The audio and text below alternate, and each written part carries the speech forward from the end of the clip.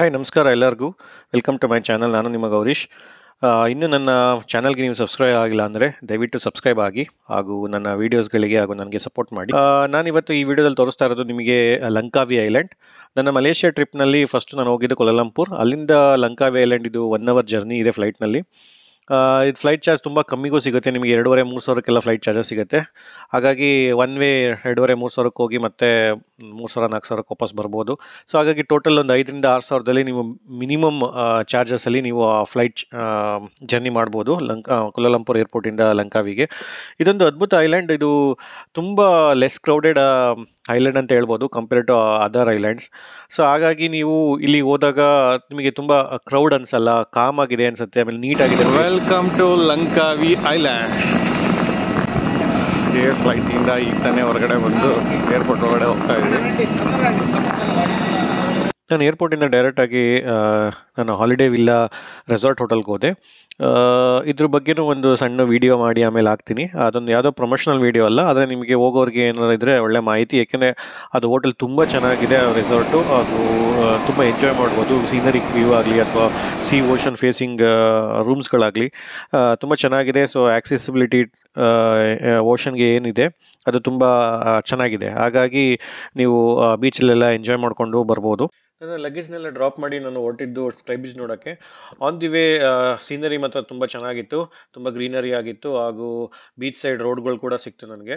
ಅಲ್ಲಿಂದ ನನ್ನ ಹೋಟೆಲಿಂದ ಒಂದು 15-20 ಮಿನಿಟ್ಸ್ ಡ್ರೈವ್ ಅಷ್ಟೇ ಇದ್ದಿದ್ದು. ಏಕೆಂದರೆ ಆ ಬ್ರಿಡ್ಜ್, ಸ್ಕೈ ಬ್ರಿಡ್ಜ್ ಮೇಲ್ಗಡೆ 2 ಪರ್ವತದ ಮಧ್ಯದಲ್ಲಿ ಕಟ್ಟಿದ್ದಾರೆ. ಸೊ ನೀವು ಅಲ್ಲಿಗೆ ಹೋಗ್ಲಿಕ್ಕೆ ಕೇಬಲ್ ಕಾರ್ ಮೂಲಕನೇ ಹೋಗಬೇಕು. ಸೊ ಹಾಗಾಗಿ ನಿಮಗೆ ಕೇಬಲ್ ಕಾರ್ ಟಿಕೆಟ್ಸು ಮತ್ತು ಸ್ಕೈ ಬ್ರಿಡ್ಜ್ ಟಿಕೆಟ್ನೆಲ್ಲ ಕೆಳಗಡೆನೇ ತೊಗೋಬೇಕಾಗತ್ತೆ. ನೋಡ್ಬೋದು. ಸೊ ಈ ಥರದೊಂದು ಟ್ಯಾಗ್ ಕೊಡ್ತಾರೆ. ಸೊ ಕೇಬಲ್ ಕಾರು ಅದಕ್ಕೆಲ್ಲ ಹೋಗ್ಲಿಕ್ಕೆ ಆ ಟ್ಯಾಗ್ನ ಹಾಕ್ಕೊಂಡು ಈಗ ಹೋಗಬೇಕು. ಬನ್ನಿ ನೋಡೋಣ ಹೇಗಿರುತ್ತೆ ಅಂತ. ಓ ಸೂಪರ್ ಕಾಣಿಸ್ತಾ ಇದೆ ನೋಡಿ, ಅಲ್ಲಿ ಕಾಣಿಸ್ತಾ ಇದೆ ಅನ್ಕೋತಾ ಇದ್ದೀನಿ ನಿಮಗೆಲ್ಲ. ಇಲ್ಲಿ ಹೋಗ್ತಾ ಇದ್ದಾರೆ, ಬರ್ತಾ ಇದ್ದಾರೆ. ಇಲ್ಲಿ ಸ್ವಲ್ಪ ಲೈಟಾಗಿ ಕಾಣಿಸ್ತಿದೆ.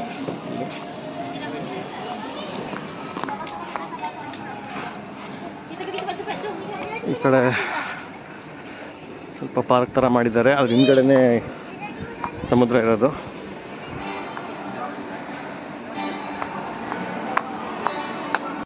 ಕೋತಿಗಳು ಕೂಡ ಇದ್ದಾವೆ ಇಲ್ಲಿ.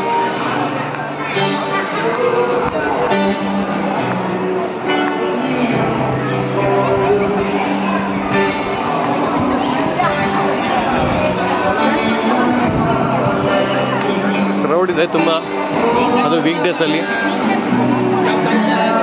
ಹೋಗ್ತಾ ಇದ್ದಾರೆ, ಅಲ್ಲಿ ಹೋಗ್ತಾ ಇದ್ದಾರೆ, ಅಲ್ಲಿ ಕಾಣಿಸ್ತಾ ಇದೆಯಲ್ಲ ಅದೇ.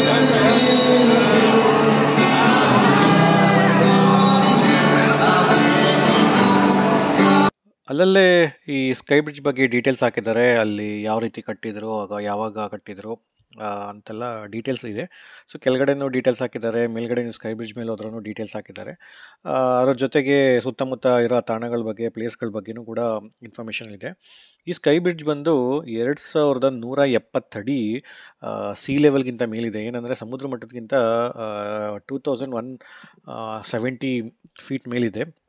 ಹಾಗೂ ಈ ಬ್ರಿಡ್ಜು 2 ಏನಂತಾರೆ ಬೆಟ್ಟಗಳ ಮಧ್ಯದಲ್ಲಿ ಕಟ್ಟಿದ್ದಾರೆ. ಅದು 125 ಮೀಟರ್ ಲೆಂತ್ ಇದೆ. ಸೊ ಉದ್ದ ಅವೆರಡು ಡಿಸ್ಟೆನ್ಸು. ಸೊ ಇದು ವರ್ಲ್ಡ್ನ ಲಾಂಗೆಸ್ಟ್ ಕರ್ವ್ ಸಸ್ಪೆನ್ಷನ್ ಬ್ರಿಡ್ಜ್ ಅಂತ ಕರೀತಾರೆ. ಸೊ ಈಗ ಕರ್ವ್ ಶೇಪಲ್ಲಿ ಏನು ಕಟ್ಟಿರ್ತಾರೆ ಆ ಬ್ರಿಡ್ಜು ವರ್ಲ್ಡ್ ಲಾಂಗೆಸ್ಟ್ ಬ್ರಿಡ್ಜ್ ಇದೆ. ಹಾಗಾಗಿ ಇದೊಂಥರ ತುಂಬ ಅಟ್ರಾಕ್ಟಿವ್ ಇದೆ. ಹಾಗೂ ಆ ಬ್ರಿಡ್ಜ್ ಮಧ್ಯದಲ್ಲಿ ನಿಮಗೆ ಗ್ಲಾಸಿಂದೆಲ್ಲ ಸ್ವಲ್ಪ ಸ್ಪೇಸ್ ಕೊಟ್ಟಿದ್ದಾರೆ, ಸೊ ಹೈಟೆಲ್ಲ ಎಂಜಾಯ್ ಮಾಡಲಿಕ್ಕೆ. ಆ್ಯಕ್ಚುಲಿ ನಾನು ನೋಡಬೇಕಾಗಿದ್ದು ವ್ಯೂ ಈಗ ಏನು ನೋಡ್ತಾ ಇದ್ದೀರಾ ಆ ಥರ ಸಮುದ್ರ, ಬೆಟ್ಟ, ಗುಡ್ಡಗಳೆಲ್ಲ ವ್ಯೂ ನೋಡಬೇಕಾಗಿತ್ತು. ಬಟ್ ಇದು ನಾನು ಹೋಗ್ತಾ ಹೋಗ್ತಾ ಅಂದರೆ ಅಲ್ಲಿ ಕೇಬಲ್ ಕಾರಲ್ಲಿ ಹೋಗ್ಬೇಕು. ಇದಕ್ಕೆ ಕೇಬಲ್ ಕಾರಲ್ಲಿ ಹೋಗ್ಬೇಕಾದ್ರೆ ಮಿಡಲಲ್ಲಿ ನಾನು ನೋಡ್ತಾ ಹೋದೆ ಇದನ್ನೆಲ್ಲ. ಅದೇ ವ್ಯೂನ ನಾವು ಮೇಲ್ ನೋಡಬೇಕಾಗಿತ್ತು. ಆದರೆ ಅನ್ಫಾರ್ಚುನೇಟ್ಲಿ ಏನಂದರೆ ಅವತ್ತು ತುಂಬ ಮೋಡ ಇತ್ತು. ಸೊ ಹಾಗಾಗಿ ಮೇಲ್ಗಡೆ ಮೋಡ ಫುಲ್ ಕವರ್ ಆಗಿ ನನಗೆ ಫುಲ್ ವೇವ್ ಏನು ಎಂಜಾಯ್ ಮಾಡೋಕ್ಕಾಗಲಿಲ್ಲ. ಅಂದರೆ ಬೇರೆ ಬೆಟ್ಟ ಗುಡ್ಡಗಳದ್ದು ಆಗಲಿ ಮತ್ತು ಸಮುದ್ರ ಫುಲ್ ಫೇಸಿಂಗು ಅದು ನೋಡೋಕ್ಕಾಗಲಿಲ್ಲ.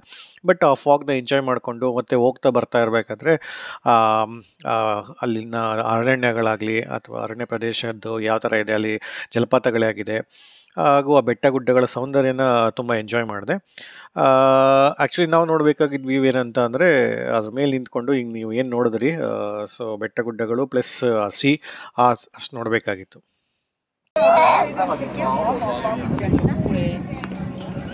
Full cloud ಮರೆಯಾಗಿದೆ. ಈಗ ಅಲ್ಲಿ ಹೋಗಿ ಆ ಸ್ಕೈರಿಗೆ ಕಾಣಿಸ್ತಾ ಇದೆಯಲ್ಲ, ಅಲ್ಲಿ ಹೋಗಿ ನಿಂತ್ಕೊಂಡು ನೋಡ್ಬೋದು. ಒಂದು ಸ್ಟಾಪ್ ಇದಾದ್ಮೇಲೆ ಇನ್ನೂ ಮೇಲಕ್ಕೆ ಹೋಗುತ್ತೆ. ಅದು ಫಸ್ಟ್ ಸ್ಟಾಪ್ ಸಿಕ್ಕಿದೆ. ಫಾಗು ತುಂಬ ತುಂಬ್ಕೊಂಡಿದೆ ಇವತ್ತು, ಸೊ ಹಾಗಾಗಿ ವೀವೇನಂತ ಯಾವುದೂ ಕಾಣಿಸ್ತಿಲ್ಲ. ಬಟ್ ಫಾಗ್ ಎಂಜಾಯ್ ಮಾಡ್ಬೋದು ಅಷ್ಟೇ. ನಮ್ಮ ಮುಳ್ಳಯ್ಯನಗಿರಿಲಿ ಅಥವಾ ನಮ್ಮ ಸ್ಕಂದಗಿರಿಗೆಲ್ಲ ಹೋದರೆ ಹೇಗಿರುತ್ತೆ ಫಾಗು, ಆ ಥರ ಇದೆ. ಮೋಸ್ಟ್ಲಿ ಫಾಗ್ ಇಳಿಲ್ಲ ಅಂದಿದ್ರೆ ಸಮುದ್ರ, ಬೆಟ್ಟಗಳು ಅವೆಲ್ಲ ಕಾಣಿಸ್ತಿತ್ತು ಅನಿಸುತ್ತೆ.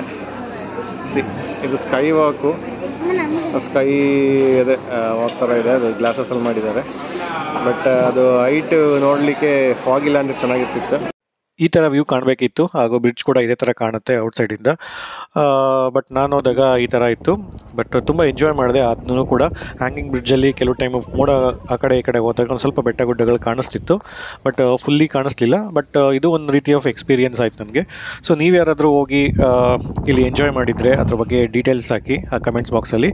ಹಾಗೂ ಯಾರಾದರೂ ಹೋಗೋರಿದ್ರೆ ಸ್ವಲ್ಪ ಟೈಮಿಂಗ್ಸ್ ನೋಡಿಕೊಂಡು, ವೆದರ್ ನೋಡಿಕೊಂಡು ಹೋದರೆ ಇನ್ನೂ ಚೆನ್ನಾಗಿರುತ್ತೆ. ಅಥವಾ ನೀವು ಈ ಥರ ಫಾಗ್ ಎಂಜಾಯ್ ಮಾಡಬೇಕು ಅಂತ ಹೋದರೆ ಇದು ಒಂದು ರೀತಿ ಚೆನ್ನಾಗಿರುತ್ತೆ. ಯಾಕಂದರೆ ಮಿಡಲಲ್ಲೆಲ್ಲ ನಿಮಗೆ ಸಮುದ್ರಗಳು ಕಾಣುತ್ತೆ, ಸಮುದ್ರ ಪ್ಲಸ್ ವ್ಯೂ ಎಲ್ಲ ಕಾಣುತ್ತೆ ಕೇಬಲ್ ಕಾರಲ್ಲಿ ಬರಬೇಕಾದ್ರೆ.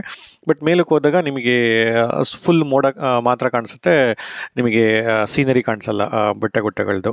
ಈ ರೀತಿಯಾಗಿ ನನ್ನ ಲಂಕಾವಿ ಸ್ಕೈ ಬ್ರಿಡ್ಜ್ ಎಕ್ಸ್ಪೀರಿಯನ್ಸ್ ಇತ್ತು. ನೀವು ಹೋದಾಗ ನಿಮಗೆ ಯಾವ ರೀತಿ ಎಕ್ಸ್ಪೀರಿಯನ್ಸ್ ಆಗುತ್ತೆ ಅದನ್ನ ನನ್ನ ಕಮೆಂಟ್ ಬಾಕ್ಸಲ್ಲಿ ಕಮೆಂಟ್ ಮಾಡಿ. ಇನ್ಫಾರ್ಮೇಷನ್ ನಿಮ್ಗೆ ಇಷ್ಟ ಆಗಿದೆ ದಯವಿಟ್ಟು ನನ್ನ ಚಾನಲ್ಗೆ ಸಬ್ಸ್ಕ್ರೈಬ್ ಮಾಡಿ.